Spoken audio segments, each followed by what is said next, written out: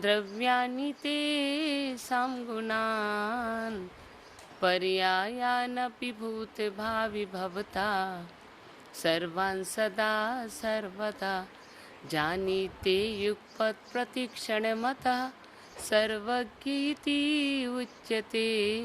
सर्वज्ञाय जिनेश्वराय महिते वीराय तस्मै नमः। वीराय तस्मै नमः। वीराय तस्मै नमः। बोलो देवादिदेव महावीर भगवान की, चारी चक्रवर्ती आचार्य श्री शांति सागर जी महाराज की, चारी चूड़ामणि आचार्य श्री वीर सागर जी महाराज की, परम पूज्य एम सलेखना धारणी इंदुमती माता जी की, परम पूज्य गुरु माता आरिका गणनी सुपार्श्वमती माता जी की जय। आज उत्तम शौच धर्म है। यूँ तो 5वां दिन है, लेकिन हमारे क्रम में आज उत्तम शौच धर्म है। सुख दुख की राहें एक होती हैं। जिस प्रकार ऊपर चढ़ने वाली सीढ़ी, सोपान या लिफ्ट दो नहीं होती। ऊपर चढ़ने वाले सोपान, सीढ़ी या लिफ्ट दो होते हैं क्या? एक उतरने का और एक चढ़ने का अलग अलग होते हैं क्या? एक ही होते हैं। उसी प्रकार सुख दुख की राहें एक होती हैं, मात्र दिशा बदलने का फर्क है। भिन्नता है दिशा बदलने की। जैसे सीढ़ी और सोपान और लिफ्ट चढ़ने के एक ही होते हैं, फर्क होता है दिशा बदलने का। उन्नत और अवतरण होने में दिशा बदलने का फर्क है। हमारे आचार्य कहते उसी प्रकार हमारे चिंतन का फर्क है। हमारा चिंतन यदि आत्मानुन्मुख हो जाता है तो वो चिंता मिटकर चिंतन बन जाता है, और अगर संसार की तरफ जाता है तो वो चिंतन मिटकर चिंता बन जाती है। जब हमारी कषाएं मिटकर चिंतन रूप परिवर्तित होती हैं तो वो धर्म बन जाती है, और जब धर्म चिंता रूप परिवर्तित होते हैं तो अधर्म बन जाते हैं। जब क्रोध धर्म रूप परिवर्तित होता है तो क्षमा रूप होता है, चिंतन में क्षमा आती है। जब मान परिवर्तित होती है, चिंतन में आती है तो मार्दव बनती है। जब माया चिंतन में आती है तो आर्जव बनती है, और जब लोभ परिवर्तित होकर चिंतन में आता है तो सुचिता आ जाती, शौच धर्म आ जाती है। हमारे आचार्य ने कहा सुचोर भावो शौचम। सुचि का भाव, सुचिता का जो भाव है वो शौच है। सुचि माने क्या? सुचि माने पवित्रता, सुचिता, पवित्रता, निर्मलता। जिसे हम कहें निखालिश, पवित्र है। भाई किसी ने कहा कि भाई दूध कैसा, बड़ा शुद्ध दूध आ रहा है, शुद्धता, शुद्धता। शुद्धता माने निखालिश, निखालिशपना जिसे हम कहें, सार से युक्त कहें, सार गर्भित जिसे कहें, वो सारे के सारे सुचिता के अंतर्गत हो जाते हैं। वह सुचिता तो कहते हैं कि वह मलिनता का मिटाने का कारण, जो मलिनता को नाश करने के कारण है, और जो उत्पन्न होते हैं उसे आचार्य ने कहा सुचिता, पवित्रता। वह सुचिता हमारे आचार्यों ने दो प्रकार की बताई, एक लौकिक सुचिता और एक लोकोत्तर सुचिता।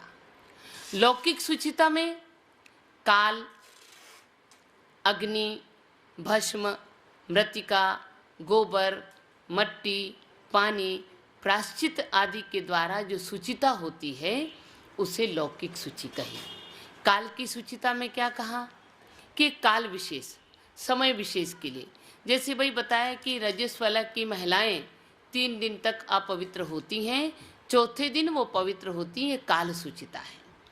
किसी बच्चे का जन्म हुआ है जिसे कि हम सूतक कहते हैं, उत्पन्न होना, सूत माने उत्पन्न होना, तो वह असुचिता 10 दिन तक है, 11वें दिन सुचिता हो जाती, काल की सुचिता।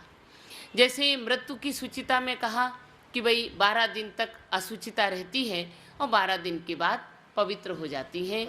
प्रसूति में 45 दिन के लिए असुचिता कही, बाकी सारे कुटुंब परिवार के लिए 10 दिन की असुचिता कही, तो 45 दिन के बाद सुचिता आती है। तो एक काल विशेष के द्वारा जो हमारे शरीर में पवित्रता हो जाती है, शरीर की सुचिता होती है, उसे हमारे आचार्य ने काल की पवित्रता कही, काल की शुद्धि कही। दूसरी अग्नि की शुद्धि, कोई ऐसी वस्तु हैं जिनको कि हम अग्नि के द्वारा पवित्र कर सकते हैं, रोज रोज तो फेंके जाते नहीं हैं। जैसे किन्हीं बर्तनों ने कोई मांसाहारी व्यक्ति ने भोजन कर लिया हो, जिसमें मांस आदि पकाया जाता हो, जिसमें रजस वाली महिला खा लेती है, जिसमें प्रसूति वाली महिला को भोजन दिया गया 1.5 महीने तक, ऐसे बर्तनों को वापस अपने घर में नहीं लाना। उन बर्तनों को वहीं रखना और 45 दिन के बाद उन बर्तनों में अग्नि आदि डालकर उनकी शुद्धता करना।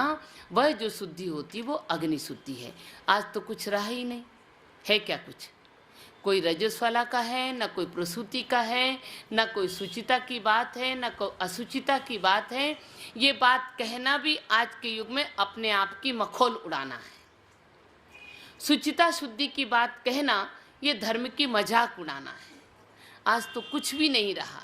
नहीं तो एक शुद्धियाँ बताई हमारे आचरण, मैं मेरे मन से नहीं कह रही हूँ, ये हमारे जिनसेन स्वामी ने आदि पुराण में सुचिता की बात कही है, पद्मनंदी स्वामी ने सुचिता की बात कही है।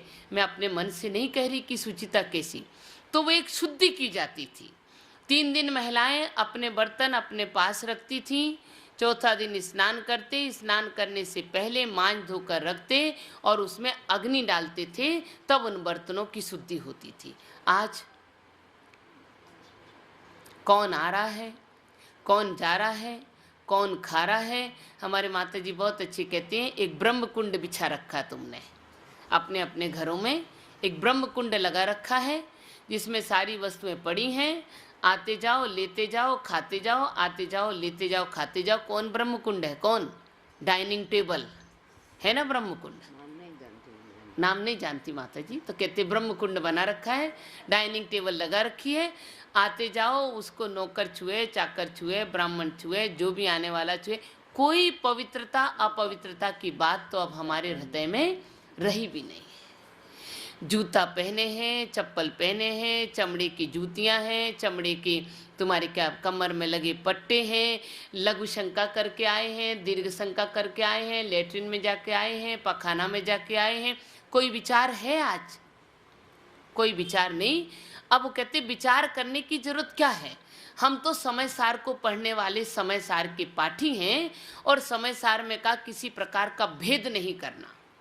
तो हम तो भेद विज्ञानी बन गए, हमें कोई भेद नहीं है, हमारे लिए सब संभावी हैं। चाहे लेटरिन के कपड़े हों, चाहे बाथरूम के हों, चाहे प्रसूति के हों, चाहे अस्पताल के हों, चाहे मरघट के हों, कहीं के भी हों। इसलिए आज शमशान के वस्त्रों से भी ग्लानि नहीं रही। शमशान के वस्त्रों से ग्लानि नहीं है, इसलिए शमशान में जाकर भी हम पान पराग, पान मसाला खाते और पानी की बोतलों को पीते रहते हैं, क्योंकि ग्लानि है ही नहीं। शुचिता असुचिता की बात ही नहीं है, पवित्रता अपवित्रता की बात ही नहीं है। इन सारी बातों को कहने से हमें लगता है हम अपनी एनर्जी वेस्ट करते हैं। तो हमारे आचार्य ने कहा वो अग्नि शुद्धि। दूसरों ने कहा भस्म से शुद्धि। भस्म माने राख। राख है, बर्तन आदि मानते थे पहले के ज़माने में, आज के ज़माने की बातें नहीं है ये। आज तो इसकी ज़रूरत ही नहीं है। भस्म से शुद्धि की जाती थी। वे बर्तनों को सूखी राख से, सूखी मिट्टी से मांज के और शुद्ध किए जाते थे उनको, या अपने हाथों को भी मिट्टी आदि भस्म से हम लघु शंका दीर्घ शंका करके आए हैं, तो भस्म से शुद्धि करना ये भस्म शुद्धि है। और गोबर की शुद्धि, पहले के ज़माने थे, गोबर के घर हुआ करते थे, तो कोई भी यज्ञ करना, होम करना, विधि करना, विधान करना, पूजा करना, तो पहले आंगन को गोबर से शुद्ध करते थे, वो गोबर की शुद्धि कही जाती थी। और पानी की शुद्धि, हम कहीं अपवित्र स्थान पर जाके आए हैं तो अपने वस्त्रों से पानी से निकाल कर धोना, या बर्तनों को पानी से धोना, अपने हाथों को पानी से धोना, शरीर को पानी से स्नान करके शुद्ध करना पूजा पाठ के लिए, ये हमारी पानी की शुद्धि थी। और 10वीं प्रायश्चित की शुद्धि, हमारे द्वारा लिए गए किसी प्रकार के व्रत, कोई संयम, कोई नियम, कोई त्याग, कोई व्रत, उनमें अगर किसी प्रकार का अतिचार लग गया, उनमें किसी प्रकार का दोष लग गया, तो अपने गुरु के निकट जाके उसकी आलोचना करके, निंदा गढ़ा करके प्रायश्चित लेना, ये प्रायश्चित की शुद्धि कहलाती है। प्रायश्चित के द्वारा अपने व्रतों की शुद्धि कहलाती है। निंदा गढ़ा करके अपनी शुद्धि करना। यद्यपि ये सब लौकिक शुद्धियां हैं, ये हमारी आत्मा के कल्याण करने वाली नहीं है, ये हमारा शौच धर्म नहीं है, ये व्यवहार की शुद्धि है। लेकिन व्यवहार की शुद्धि है, व्यवहार की सहयोगी हैं, व्यवहार धर्म की सहायक हैं, और व्यवहार धर्म के माध्यम से हम निश्चय धर्म को पाते हैं। व्यवहार के बिना निश्चय नहीं पाया जाता। व्यवहार करना पड़ेगा जब हम निश्चय हमारा लक्ष्य होगा, व्यवहार हमारी क्रिया होगी। आपको कलकत्ता जाना है, तो कलकत्ता जाने का लक्ष्य क्या बनाया, निश्चय क्या किया, निश्चय क्या किया, कलकत्ता जाने का निश्चय किया। और अब व्यवहार के बिना तुम निश्चय कलकत्ता में पहुंच जाओगे क्या? तो निश्चय तो आपने कर लिया कलकत्ता जाने का, लेकिन अब व्यवहार में टिकट भी लानी पड़ेगी, रिजर्वेशन करना पड़ेगा, सामान बांधना पड़ेगा, तैयारियां करनी पड़ेगी। जब व्यवहार धर्म हमारा निश्चय का सहायक है, व्यवहार धर्म हमारे निश्चय को पहुंचाने के लिए निमित्त है, और निमित्त के बिना उपादान की सिद्धि नहीं होती, तो व्यवहार के द्वारा हम निश्चय को पहुंच पाते हैं। इसलिए ये शुद्धियां व्यवहार धर्म की सहायक हैं, व्यवहार हैं, लेकिन हमारे आत्मा का धर्म नहीं। आत्मा को निर्मलता करने के लिए बाह्य अवलंबन है, क्योंकि बाहर की शुद्धि किए बिना अंतरंग की शुद्धि होती नहीं है। अभी आपकी इस कॉलोनी में खूब वर्षा हो रही है, तो ये बारिश बाहर की शुद्धि कर रही है, और माता जी की वाणी आपके अंतरंग की शुद्धि कर रही है। एकमात्र पानी में भीगकर हम देखें हमारे शरीर की आत्मा की शुद्धि होगी, तो आचार्य कहते नहीं, बाहर की वर्षा बाहर की शुद्धि कर रही है, और ज्ञान की वर्षा हमारे अंतरंग परिणामों की शुद्धि कर रही है। तो अनिश्चय शुद्धि नहीं है ये व्यवहार धर्म है, व्यवहार की शुद्धि है। लोकोत्तर शुद्धि जो है, लोकोत्तर शुचि, वो हमारी आत्मधर्म है, जो हमारी कर्म कलंक रूपी आत्मा को उससे निकालकर उज्जवल धर्म की ओर हमारे को प्रेरणा करने में सहकारी बनती है, आत्मा से आत्मा का परिचय करवाती है, आत्मा से आत्मा की ओर ले जाने की ओर प्रेरित करती है। हमारे आचार्य ने कहा वो हमारा लोकोत्तर शुद्धि है, जिससे आत्मा से आत्मा को जानने का प्रयास किया जाता है, जिसमें आत्मा से आत्मा के जानने की शुद्धि होती है, वो लोकोत्तर शुद्धि है। इस प्रकार ये लौकिक और लोकोत्तर की अपेक्षा दो प्रकार की शुद्धियां हमारे आचार्यों ने कही हैं। अब यहाँ पर आचार्य कह रहे हैं लोकोत्तर शुद्धि या सुचिता, उसमें जैसे कहा कि सुचिता पाने के लिए हमें सबसे पहले लोभ कषाय का निराकरण करना पड़ेगा, लोभ को समझना पड़ेगा। जब तक लोभ नहीं हटेगा तब तक हमारे परिणामों में पवित्रता नहीं आ सकती है। हमारे जैसे जैसे लाभ में लोभ हो, जैसे जैसे लाभ होगा वैसे वैसे लोभ वृद्धिंगत होता जाता है। तो लाभ कहाँ तक हो और लोभ कहाँ तक हो, इसे हमें समझने के लिए हमारे आचार्य ने कहा 4 प्रकार के लोभ हैं, जिसे हमने ऐषणा कही है। एक वित्तेषणा, दूसरी पुत्रेषणा, तीसरी लोकेषणा, और चौथी धर्मेषणा। जैसे आज आप यहाँ पर आए हैं, यहाँ पर आके बैठे हैं, आपको एक लोभ है ना, ये भी धर्म सुनने का लोभ, धर्म को जानने का लोभ, ये हमारे चौथे प्रकार का लोभ है, ये हमारा चौथे प्रकार का लोभ है। बिना अपने मन में धर्म के प्रति आकर्षण हुए बिना, धर्म के प्रति लोभ आए बिना, धर्म के प्रति जागृति आए बिना कभी भी कोई व्यक्ति यहाँ पर आकर बैठ नहीं सकता। जिसके मन में ये भावना होगी कि मैं संसार के दुखों से कैसे छूटूं, मैं संसार से निवृत्त कैसे हूँ, तब वह इस पंडाल में आकर धर्म की सभा में बैठेगा। ये लोभ है, ये होता कभी कभी, रोज नहीं होता। यद्यपि ये लोभ है, ये चौथे प्रकार का लोभ है, लेकिन ये लोभ होता कभी कभी है, रोज नहीं होता। अगर रोज हो जाए तो हमारे वो 3 लोभ छूट जाएंगे। वो 3 लोभ ज्यादा होते हैं और ये चौथा प्रकार का लोभ कभी कभी होता है। पहला लोभ है हमारा वित्तेषणा। वित्त माने धन, धन की ऐषणा।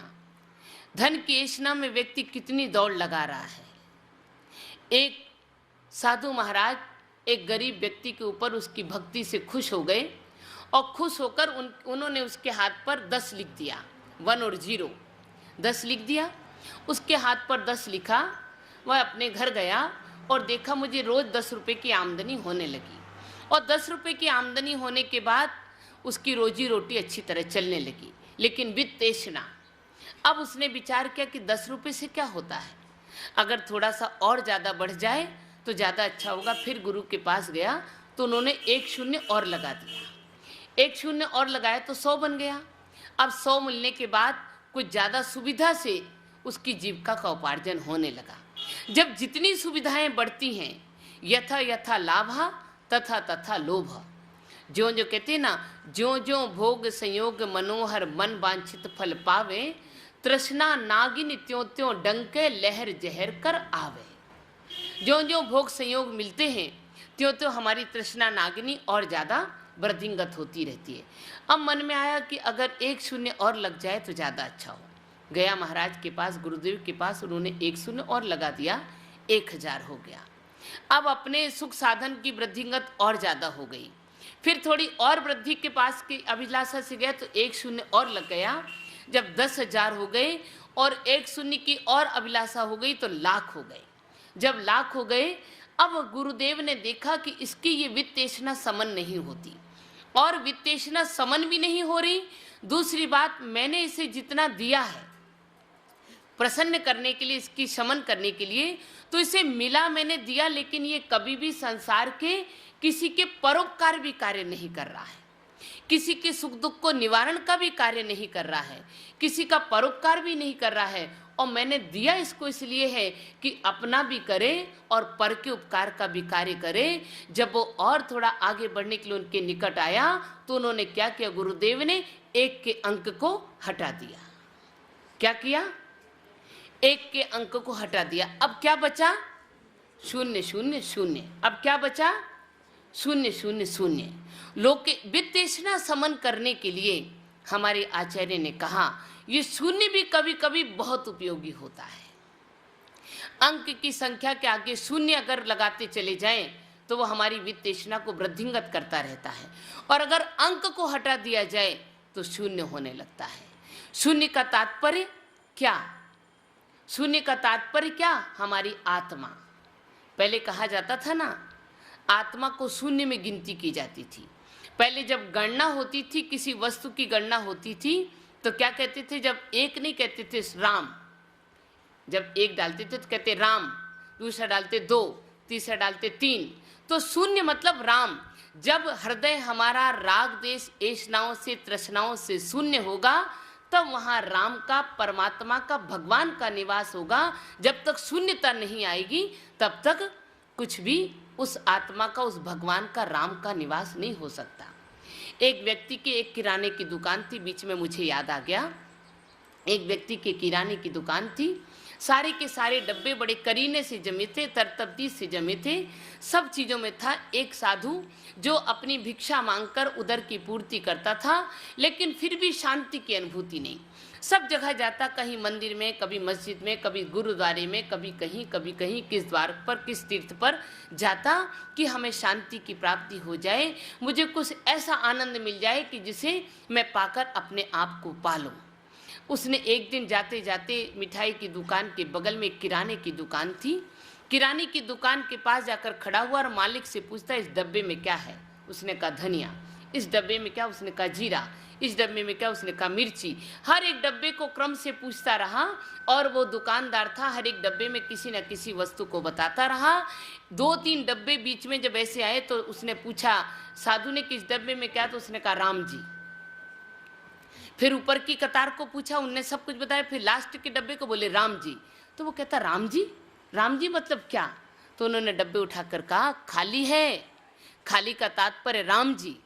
आनंद विभोर होकर नाचने लगा साधु, जो इतने दिनों तक खोज कर रहा था आनंद की, आज आनंद विभोर होकर नाचने लगा साधु। तो वो दुकानदार कहता है महाराज, ना तो मैंने आपको दक्षिणा दी, ना मैंने आपको कुछ दिया, ना मैंने आपका सम्मान किया, ना मैंने आपको कुछ खिलाया, ना मैंने आपको कुछ पिलाया, और मैंने इतना ही कहा कि इन डब्बों में ये वस्तु, इसमें राम जी, और आप हर्ष से नाचने लगे। तो साधु कहता नहीं, जिसकी मैं खोज कर रहा था आज मुझे वो मिल गया। जिसकी मैं खोज कर रहा था आज मुझे वो मिल गया। अरे क्या मिल गया? बस यही मिल गया कि खाली बर्तन में राम का निवास होता है। जब तक खाली नहीं होगा तब तक भगवान निवास नहीं कर सकते। अभी तक मैं भटक रहा था, कहीं मंदिर में, कहीं इधर, कहीं उधर, कहीं इधर, कहीं ये किताब पढ़ता, कहीं ये शास्त्र पढ़ता, कहीं ये देखता कि मुझे कहीं आनंद की अनुभूति हो जाए। नहीं, आनंद की अनुभूति तो अपने आप में है, और वो भी खाली होगी तब है, अन्यथा भरी हुई गंदगी में राम का निवास नहीं होता। सारे डब्बे चीज़ों से भरे हैं, जो खाली है वो राम है। तो शून्य जब होता है, शून्य में निवास होता है भगवान का। और आज हम शून्य की परिभाषा नहीं जानकर एकमात्र अंकों की दौड़ लगाकर दौड़ रहे हैं। हमारे आचार्य कहते हैं वित्तेषणा है। और वित्तेषणा में कैसे हैं? कितने धन की दौड़ के साथ उन्होंने ये भी कहा कि भाई वित्त की ऐषणा को शमन करने का उपाय क्या है। अगर आप रात दिन दौड़ते रहोगे तो कभी शमन नहीं होगी, कम से कम उसकी मर्यादा तो बना लो।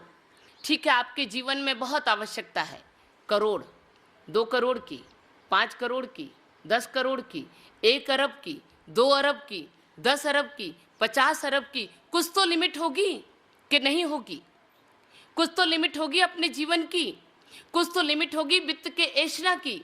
उन्होंने कितना अच्छा कहा, हमारे आचार्य कहते हैं तुम कितना रखो, तुम्हारे मर्जी आए जितना रख लो, लेकिन एक सीमा तो बांध लो कि हम खरब अरबों की गिनती में 50 अरब रख लेंगे, 1 2 4 5 10 खरब रख लेंगे, तो इतना तो हुआ, इतनी तो तुम्हारी एक लिमिट बन गई, इतनी तो तुम्हारी एक सीमा हो गई। कुछ वित्त की ऐषणा में मर्यादाएं तो आ गई।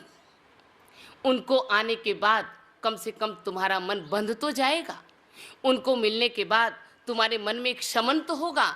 जब हम पढ़ते हैं हमारे पुराने पौराणिक श्रावकों की चर्चाएं, श्रावकों के चारित्र को पढ़ते हैं, कितनी वित्तेषणा कितनी थी, एक आने के बराबर। एक आना, 1 रुपया, धीरे धीरे बढ़ने के बाद 1 रुपया, 5 रुपया बहुत बड़ी बात थी। 5 रुपया मिलना मैंने बहुत बड़ी बात थी। और जब 5 रुपया मिलने वाले एक स्वाध्यायी श्रावक अपने मालिक की दुकान पर काम करते थे ईमानदारी से, और काम करते करते जब मालिक प्रसन्न हुआ और उन्होंने कहा कि भैया तुम्हारा मैं प्रमोशन करना चाहता हूँ। ठीक है मालिक साहब, प्रमोशन कर देना सेठ जी। लेकिन वो जानते थे प्रमोशन करोगे तो धन की वृद्धि करोगे, तो वो कहते नहीं, मुझे प्रमोशन में धन की वृद्धि नहीं चाहिए, मुझे प्रमोशन में समय की वृद्धि चाहिए। जो मैं आपके यहाँ 8 घंटे काम करता हूँ, आप 1 घंटे मुझसे कम काम करवा कर 7 घंटे काम करना, तो मैं क्या करूँगा? वो जो मुझे 1 घंटे का समय मिलेगा, उसे मैं अपने वित्त ऐषणा को कम करके स्वाध्याय की प्रवृत्ति को बढ़ाऊंगा। ऐसे श्रावक थे। तो एक लिमिट बन जाती है। जब एक लिमिट बन जाएगी तो हमारे मन में शुचिता और लोभ का अभाव अपने आप आ जाएगा। और जब तक हम अपने जीवन में लिमिट नहीं बनाएंगे, चाहे आप साड़ियों की, चाहे आप कपड़ों की, आपने अगर 100 साड़ियों की एक लिमिट बना ली, मर्यादा, अब आपने गिनती करी कि 100 साड़ियाँ मेरे पास हैं, और मंदिर में नई साड़ी पहनकर कोई महिला आई और आपने अपनी लिमिट बनाकर रखी है, तो अब आपके मन में अभी भावना नहीं होगी कि मैं उसे खरीद कर पहनूं। पहले ये होगा कि इस 100 में से 1 निकाल कर हटाऊं, 100 में से 1 को निकाल कर कम करूं, कम करने के बाद उसे मैं लाकर संग्रहित करूंगी। तो ये तो भावना बनेगी कि नहीं बनेगी?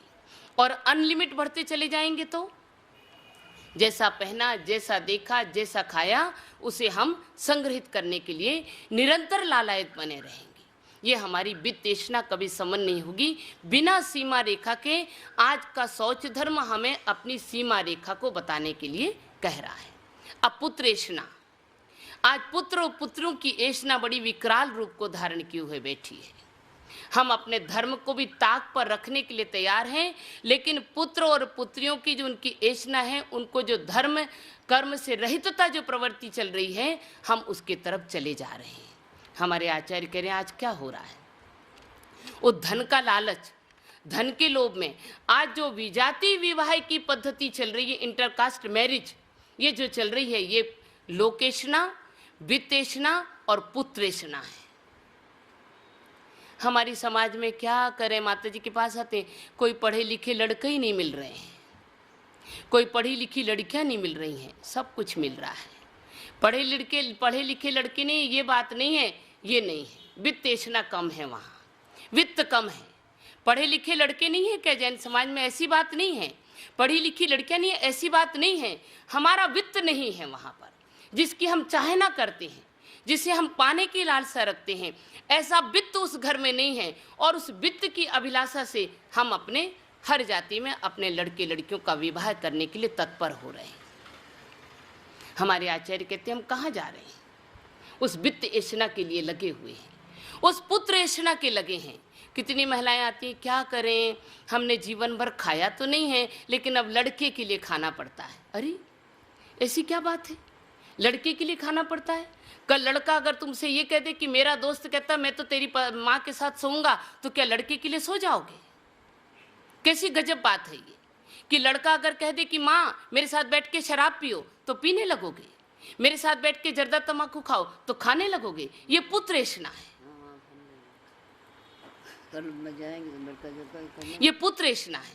हमने अपनी मेंटलिटी को बिल्कुल ऐसा बना रखा है कि पुत्र को खुश नहीं रखेंगे तो हम कैसे जीवन जिएंगे, लड़की को खुश नहीं रखेंगे तो हम कैसे जीवन जिएंगे। हमारे आचार्य कहते गलत है। हमने अपने धर्म को ताक पर रखकर अपने पुत्र और पुत्रियों की ऐशना की वृद्धि करने के लिए हमने अपने धर्म को भी तिलांजलि दे दी है। ये पुत्र ऐशना है, आज वही है। सब लोग आती महिलाएं क्या करें, हमारे बच्चे कहते तुमने तो अपनी ज़िंदगी में मौज मजा कर ली और अब हमारे दिन आए तो तुम त्याग करने लगे। ठीक है भैया, तुम्हारी मौज मजा को रोकने के लिए तो हम बंदिश नहीं लगा रहे ना, हम तुम्हें तो त्याग नहीं करवा रहे ना। तुम तो अपनी मौज मजा करो, तुमको जहाँ जाना हो जाओ, तुमको जहाँ करना। तुम्हारे पीछे मैं मेरे जीवन को क्यों बर्बाद करूं, मैं मेरे जीवन का लोभ क्यों करूं, मैं मेरे जीवन में असुचिता क्यों लाऊं, इसके विचार करने की जरूरत आज हमारा शौच धर्म कह रहा है। लोक ऐशना में भी हम लगे हुए हैं, कितने लगे हैं। लोक में लोग उपकार कर देते हैं, उपकार करने के बाद हम उसके उपकार की वांछा करते हैं। एक राजा साहब जंगल में जा रहे थे, जंगल में जाते जाते भटक गए, उनके सैनिक मंत्री सब पीछे रह गए और वो कुछ आगे बढ़ गए। आगे बढ़े तो उन्होंने दूर जाकर देखा, प्यास से बड़ा गला सूख रहा था, बहुत व्यथित हो रहे थे। दूर उन्हें एक झोपड़ी दिखाई दी, वहाँ जाकर निकट में पहुँचे। वो कहने लगे भैया कोई है क्या? तो हाँ है, और एक किसान मिल गया। किसान ने दरवाज़ा, अपनी झोपड़ी का दरवाज़ा खोला, उनके कुछ नहीं चाहिए, मुझे प्यास लगी है, बहुत पानी की आवश्यकता है। पानी पिलाया और पानी पिलाने के बाद उसके पास जो कुछ अन्न के दाने थे, महाराजन वेशभूषा से पहचान, राजन अगर भूख लगी तो कुछ अन्न के दाने भी ग्रहण कर लो। ठीक है, कुछ खाया, पानी पिया और पानी पीने के बाद वहीं पर विश्राम करने लगे। विश्राम करने के बाद जब तरोताज़ा हो गए और तरोताज़ा होकर कहा भैया अब तो मैं मेरे राज्य में वापस जा रहा हूँ, तुम्हारा एहसान ज़िंदगी में कभी ना भूलूंगा। ठीक है, लोग आते हैं और जाते हैं, होता रहता है। थोड़े दिन के बाद उस किसान के पास समाचार आए कि राज दरबार में तुम्हारा बुलावा है। जब राज दरबार में किसान को बुलाया गया, बेचारा थर थर काँप रहा था, ना जाने मुझसे कौन सा अपराध हुआ, मैंने कौन सी गलती की कि मुझे आज राज दरबार में बुलाया गया। जब वो निकट आया तो राजा ने अपने पूरे भरे दरबार के बीच में सबका सम्मान किया तो किया, उसे भी एक अपने बगल के सिंहासन पर बिठाया। बेचारा गरीब किसान कांपते कांपते बैठा और सबके समक्ष उन्होंने ये कहा राजा ने कि देखो, जब सब लोग बैठे तो जो प्रबुद्ध वर्ग थे उन्होंने एक प्रश्न उठाया कि जब राजा जंगल में गया तो मंत्री सामंतों ने राजा को क्यों छोड़ा, राजा के साथ क्यों नहीं रहे, ये प्रश्न उठाया। तो राजा ने कहा कि नहीं, इन्होंने नहीं छोड़ा, मेरा ही ऐसा अड़ियल घोड़ा था जिसे लेकर मैं चला तो वो बहुत तीव्र गति से चला गया। इनमें मंत्रियों की गलती नहीं थी, मेरे घोड़े की गलती थी, वो मेरा घोड़ा तीव्र दौड़ने वाला था। लेकिन उसके बाद भी यद्यपि इन्हें छोड़ा तो क्या हुआ, मेरा जो जीवन आज यहाँ पर है वो जीवन को बचाने वाला, जीवन दान देने वाला, जीवन की रक्षा करने वाला अगर कोई है तो ये मेरा साथी मेरे बगल में बैठा ये किसान है, और मैं इसे प्रसन्न होकर जो ये मांगे वो कुछ देना चाहता हूँ। किसान बेचारा गरीब था, गरीबी में भगवान का नाम बहुत आता है, बहुत लिया करता था, दरिद्रता थी, तो कहने लगा राजन मुझे कुछ भी नहीं चाहिए, मेरे परिवार की जीविका उपार्जन के लिए मेरे पास जो कुछ है मैं उसमें संतुष्ट हूँ, मैं कुछ भी नहीं चाहता, लेकिन आप कहते हो तो आपकी जो इच्छा हो वो दे दो।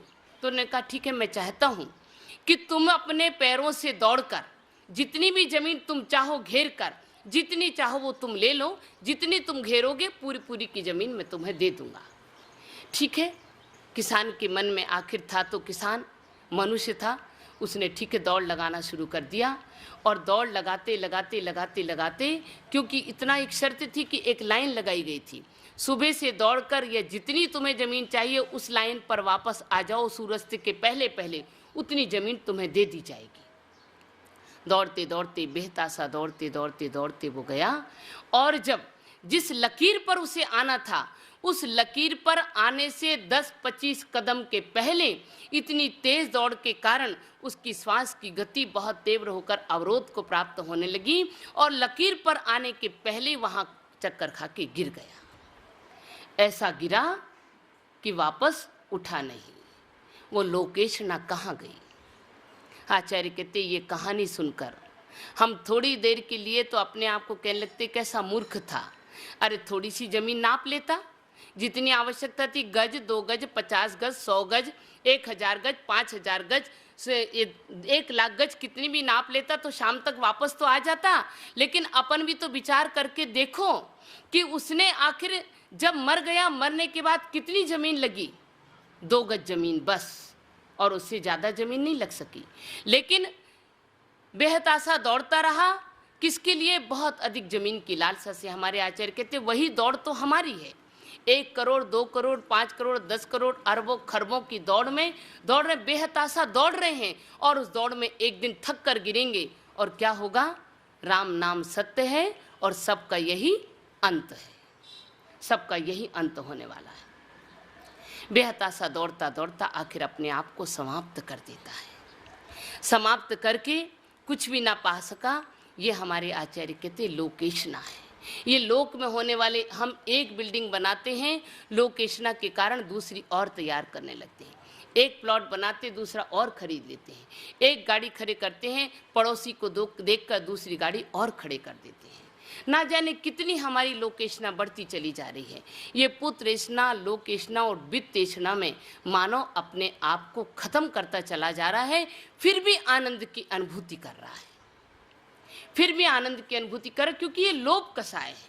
और जब तक ये लोभ कषाय लगी रहेगी तब तक हमारे हृदय में कभी भी शुचिता, पवित्रता नहीं आ सकती।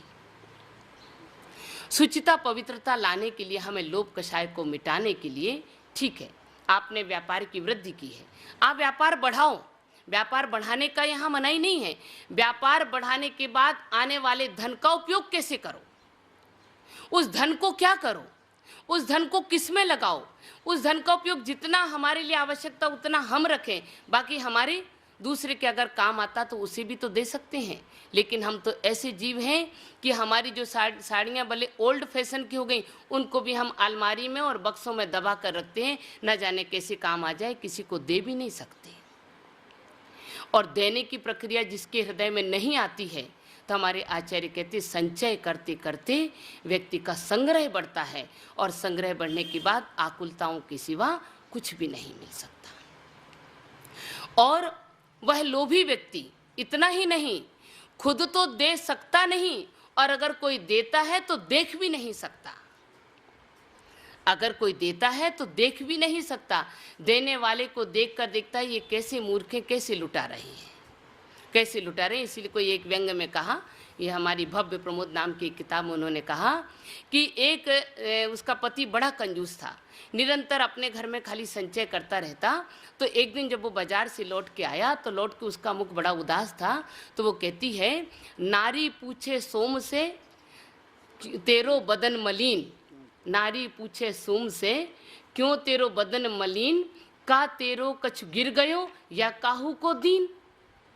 नारी पूछती अपने पति कंजूस से कि तेरा आज बदन मलिन क्यों है, तेरा मुख उतरा हुआ क्यों है, का तेरो कछु गिर गयो या काहू को दीन। तो वो क्या कहता है, ना मेरो कछु गिर गयो ना मैं काहू दीन, ना तो मेरो कछु गिर गयो ना काहू को दीन, और देवत देखा और को तासों बदन मलिन।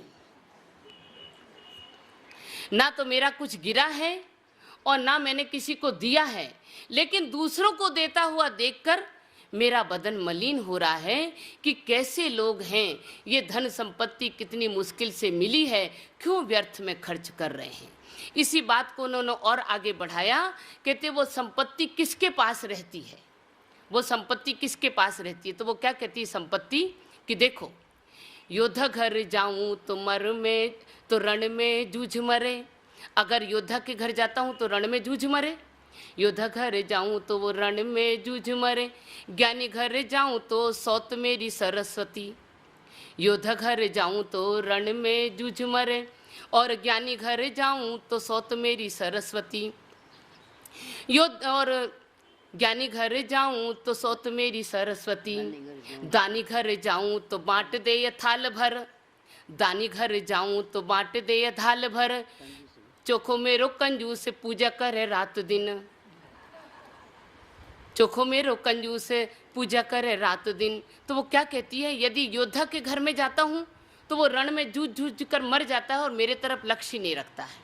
यदि ज्ञानी के घर जाती हूँ, विद्वान के घर, विद्वानों के पास लक्ष्मी नहीं होती, ध्यान रखना आप, उनके पास सरस्वती होती। तो कहते ज्ञानी के घर, विद्वान के पास जाती हूँ तो वहाँ तो मेरी सौत बैठी है, सरस्वती, और सौत के पास सौत नहीं टिक सकती, इसलिए सरस्वती मेरी बैठी तो मैं विद्वानों के पास भी नहीं जा सकती।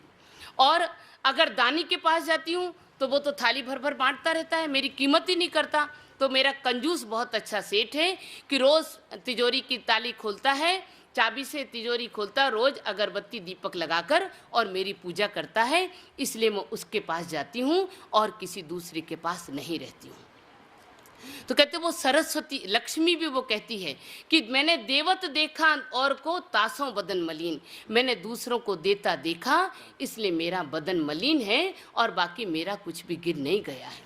हमारे आचार्य कहते आज हमारी जो पद्धति है, आज हमारे मन की जो भावना है, हम अपने दुख से दुखी तो बहुत कम हैं, दूसरों के सुख से दुखी सबसे ज़्यादा है। अपने दुख से दुखी बहुत कम लोग हैं, दूसरों के सुख से दुखी ज़्यादा हैं।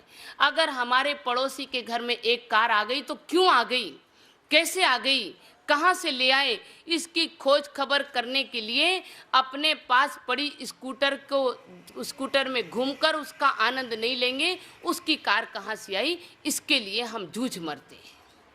अपने दुख से दुखी बहुत कम और दूसरों के सुख से दुखी बहुत ज़्यादा है। हमारे आचार्य कहते ये लोभ कसाय है। ये लोभ कसाय के कारण प्राणी कितना गफलत में घूम रहा है, कितने गफलत में पड़ा है। और लोभ कसाय जिसकी मिट्टी है, भले वो चंडाल हो, भले वो चमार हो, हमारे आचार्य ने कहा उसका भी कल्याण होता है। जैनी की बात तो बहुत दूर की बात कही उन्होंने। हम पढ़ते रतनगंज श्रावकाचार्य में समत्रभद्र स्वामी ने नहीं कहा कि चांडाल जिसने मुनिवर के पास जाकर एक नियम ले लिया कि अष्टमी चतुर्दशी के दिन मैं किसी भी जीव की हिंसा नहीं करूँगा। अब जब एक राज का युवराज जिसने बहुत बड़ा अपराध किया है और राजा ने उसे मृत्यु दंड दिया है, आज चतुर्दशी का दिन है। देखिए एक मामूली व्यक्ति, अपन कहते हैं कि कैसे होता है ये, घर में रह के हो सकता है क्या, घर में रह के हम रह सकते हैं का निष्प्रय मामूली एक चंडाल का जीव जिसके मन में लोभ नहीं है, घर में रहकर भी निर्लोभता से रह सकता है वो, घर में रहकर भी निष्प्रयता से रह सकता है वो, घर में रहकर भी हम मुनीम की तरह रह सकते हैं। लेकिन हमारे मन में लोभ अगर है तो नहीं रहा जा सकता।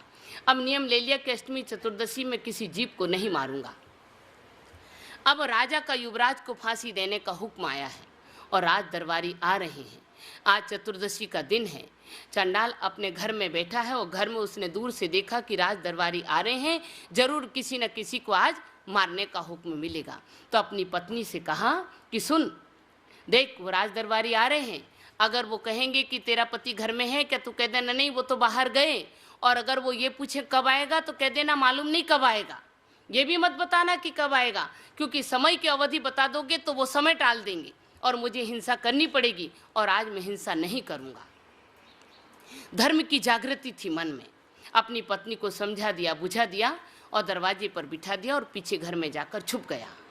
आचार्य कहते देखो लोभ कषाय की समानता कैसी होती है, और एक तरफ लोभ की वृद्धि होने पर व्यक्ति कैसे पाप पर उतारू हो जाता है।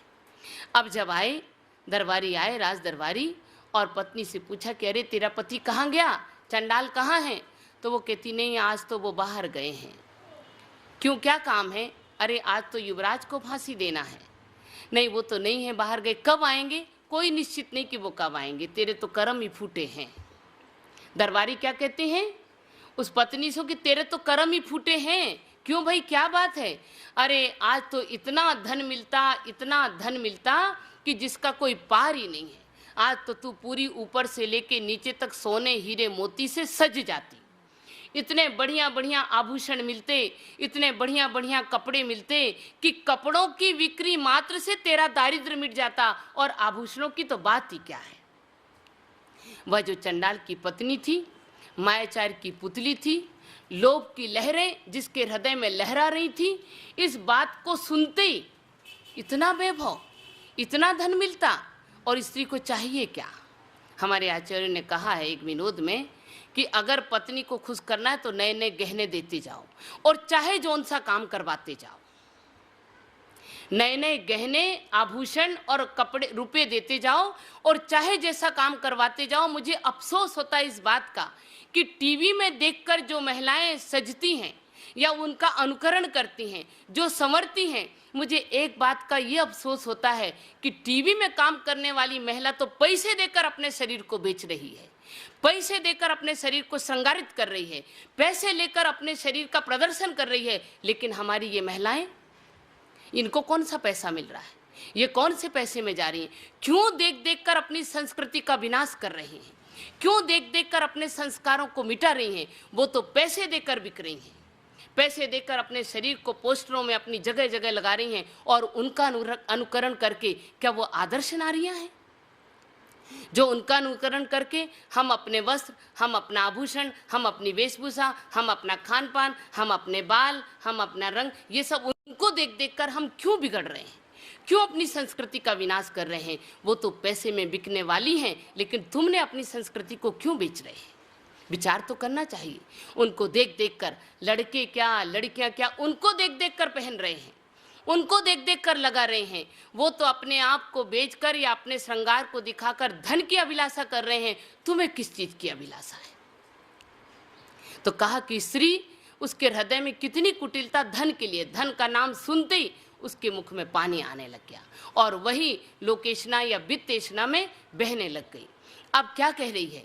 इतना धन, आज इतना धन मिलेगा। मेरा पति मेरे से कहता है मूर्ख है वो तो बेचारा, बिल्कुल मूर्ख है। हम तो नहीं, ये धन को छोड़ने वाले नहीं हैं। और धन की अभिलाषा के कारण वो कह तो रही है, मुख से कहते ना, मन में हो सो वचन उचरिए, वचन हो सो तन सो करिए। ये तो सरलता के परिणाम है। और मनसा अन्यत, वचसी अन्यत, काया अन्यत, पापिना। पापियों की चेष्टा कैसी होती है? मन में कुछ और होता है, वचन में कुछ और होता है, और काय के इशारे कुछ और होते हैं। अब वो वचन से तो कह रही है नहीं नहीं वो तो है ही नहीं, नहीं नहीं वो तो है ही नहीं, वो तो घर में है ही नहीं, जाने कब आएंगे। और आंखों से, हाथों से इशारा कर रही है कि भीतर है। आंख से, आंखों से इशारा कर रहे हैं, भीतर है। हमारे आचार्य कहते हैं, उन्होंने लिखा कि आत्मानुशासन में कि हमारा शरीर भी हमारा श्रुत ज्ञान है। आँख के द्वारा, हाथ के द्वारा, शरीर के द्वारा हम दूसरों को इंगित कर सकते हैं, ज्ञान पैदा करवा सकते हैं, ज्ञान के मार्ग पर लगा सकते हैं। तो ये मत समझना कि किताब हमारा श्रुत है, हमारा पूरा शरीर हमारा श्रुत ज्ञान है। इनके द्वारा हम दूसरों को श्रुत के मार्ग पर लगा सकते हैं। लगाते कि नहीं लगाते? अच्छे मार्ग पर भी लगा सकते हैं और गलत मार्ग पर लगा सकते हैं। अब आप लोग गृहस्थ की महिलाएं ज़्यादा अच्छी तरह जानती हैं। जो महिलाएं या जो बच्चे अपनी काकी, बढ़िया, बड़ी माँ और काकी माने 3-4 ज्वाइंट फैमिली में रहते हैं, वो बच्चे ज़्यादा होशियार होते ना। सब सिरहिलारी, हाँ बहुत होशियार होते हैं। क्यों होशियार होते हैं? क्योंकि माँ उन्हें इशारों की भाषा सिखा देती है। जब उन्हें कोई वस्तु खिलानी अपने बेटे को तो चुपचाप क्या कहती थी, उधर मत जाना, यहाँ बैठ के खा ले। सिखा देती नहीं इशारों की भाषा, बोलना नहीं पड़ता। तो हमारा शरीर श्रुत को सिखा रहा कि नहीं सिखा रहा है? श्रुत की भाषा बता रहा ना। आँख के इशारे से कोई वस्तु लेकर आया है अगर बेटा, कोई वस्तु लेकर आए हैं अगर पतिदेव, और सास दरवाजे पे बैठी है और पत्नी ने चुपके से मंगाई है, तो इशारा करके कह देती है ना कि पीछे का दरवाजा खुला, वहाँ से रख देना। कहती नहीं कहती है? पीछे की खिड़की खुली है, खिड़की से सरका देना। तो बोलती तो नहीं है क्योंकि सास सामने बैठी है हमारे देवर बैठे, हमारे जेठ बैठे, हमारा परिवार बैठा है। और परिवार के सामने हम कैसे लाएं? क्योंकि लोभ की उत्कटता है, लोभ की उत्कृष्टता है, हमें उस वस्तु को पाने की आकांक्षा है, इसलिए इशारा करके धीरे से उन्हें कह देती कि पीछे से रख देना। तो हमारा शरीर श्रुत ज्ञान को बता रहा कि नहीं बता रहा है? आंख से, हाथ से, पांव से, आंखों से बिना बोले हम श्रुत को बताकर उस व्यक्ति को उस मार्ग पर प्रेरित कर देते हैं। तो यहाँ बोल तो नहीं रही थी वो चंडाल की पत्नी, लेकिन उसने इशारा कर दिया और इशारा करने के बाद जो घटित होना था वो घट गया। पकड़कर सारे के सारे दरबारी लेकर आए। वह कहने लगा मैं नहीं जाऊंगा, आज मेरा नियम है, आज मेरा संकल्प है। अरे मूर्ख, इतना मिलेगा, इतना मिलेगा, कितना भी मिलो, मुझे कोई आकांक्षा नहीं है लाभ की, मुझे कोई आकांक्षा नहीं है लोभ की, मुझे कोई आकांक्षा नहीं है उस धन की। क्यों? जानते हैं कि धन किस लिए कमा रहा है व्यक्ति? अपने परिवारजन के लिए। आया, लाया गया चंडाल राजा के पास, राजा के दरबार में हाजिर हो गया। राजा ने कहा कि चंडाल से कि देखो, जाओ, तुम्हें आज युवराज को फांसी पर लटकाना है, फांसी की सजा देनी है। चंडाल ने कहा राजन, आज मैं नहीं दे सकता, आज चतुर्दशी है और चतुर्दशी को मैंने किसी भी जीव की हिंसा करने का त्याग किया है, मैं नहीं दे सकता। राजाज्ञा का उल्लंघन, इतनी बड़ी उद्दंडता, राजा की आज्ञा नहीं मानने का दंड जानते हो क्या है? फांसी, मृत्युदंड। तुम अगर उसे फांसी के दंड नहीं देते, फांसी पर नहीं लटकाते, तो तुम्हें भी मृत्युदंड मिलेगा। सोच लो, एक बार नहीं 4 बार सोच लो, तुम्हें फिर भी छूट दे जाती है। अगर तुम उसे फांसी पर लटकाने तैयार हो तो ठीक है, अन्यथा तुम्हें भी मृत्युदंड दिया जाएगा। निर्लोभता, एक चंडाल के मन की निर्लोभता सोचो आप। एक चंडाल के मन की पवित्रता का विचार करो, चंडाल के मन की शुचिता का विचार करो, और हम सब कुछ है, फिर भी अपने धर्म को छोड़ने तैयार हैं, अपने व्रत को छोड़ने तैयार हैं, अपने संयम को छोड़ने तैयार हैं। हम अपने सब कुछ छोड़ने के लिए तैयार हैं। किसके लिए? परिवार को सुखी करने के लिए। परिवार साथ जाएगा? परिवार साथ रह सकता है? परिवार साथ तुम्हारे आया था, परिवार साथ जाएगा।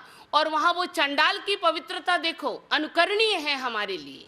हम जैन हैं, अहिंसा हमें विरासत में मिली है, पानी छानने का धर्म हमें विरासत में मिला है, जहाँ अपरिग्रह का सिद्धांत हमने विरासत में पाया है, जहाँ अनेकांत की सिद्धांत को पाया है, जहाँ हमने अहिंसा की, एक जन्म से हमें घुट्टी में पिलाई गई है अहिंसा, जहाँ सत्य, जहाँ चोरी नहीं करना, जहाँ क्षमा, मार्दव आर्जव को धर्म हमें बचपन से दिया जाता है।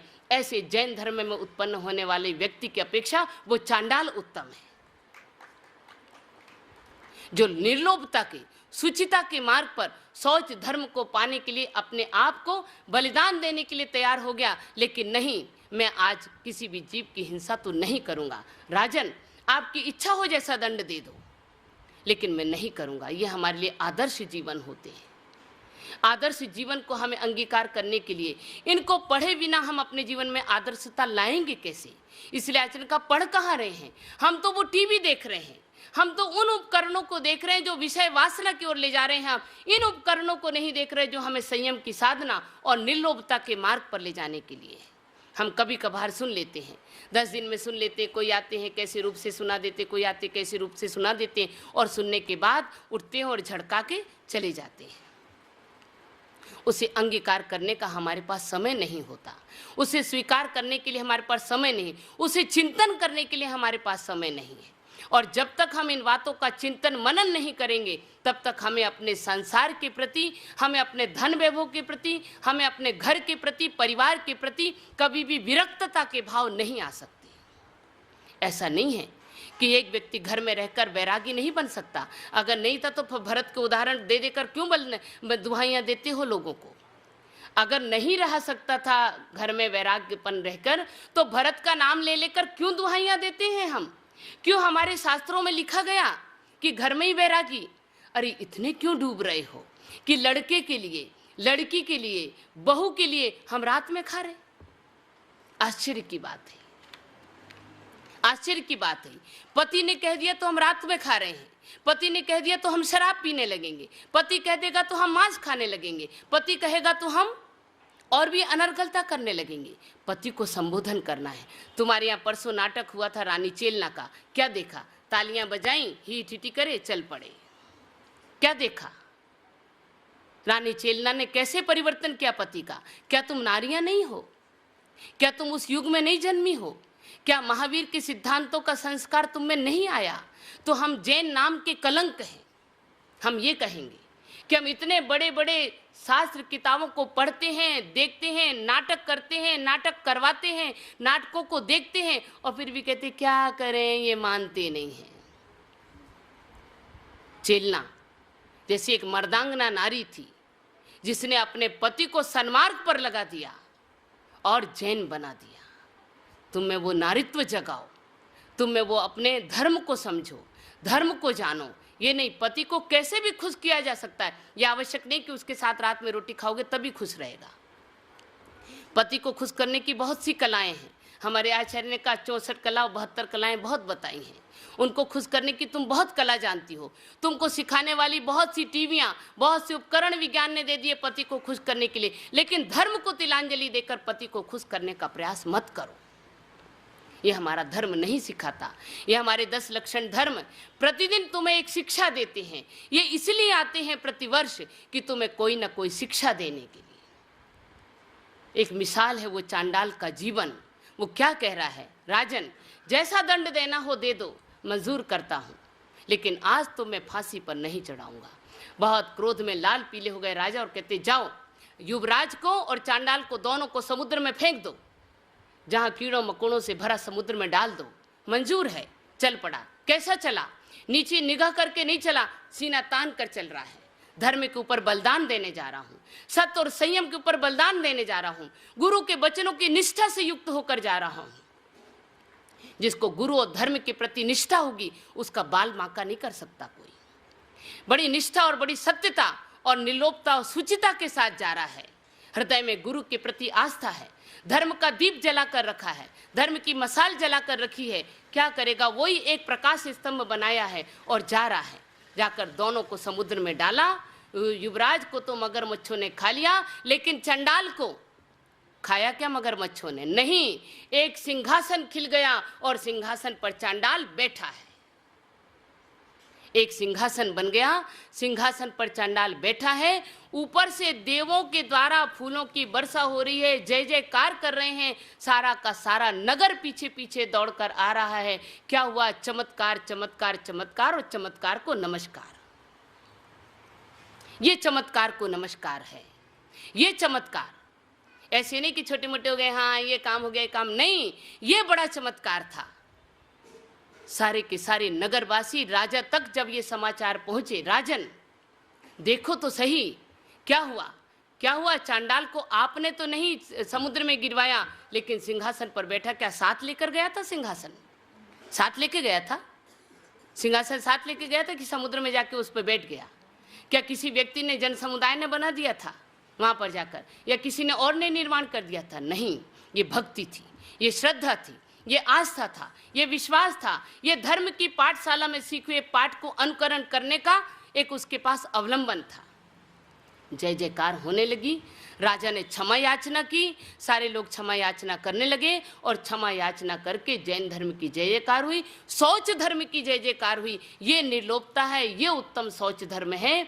ऐसे उत्तम शौच धर्म को पाने के लिए हमारे आचार्य कहते हैं हम प्रतिदिन ये पाठशाला में एक एक पाठ सीख कर जाते हैं।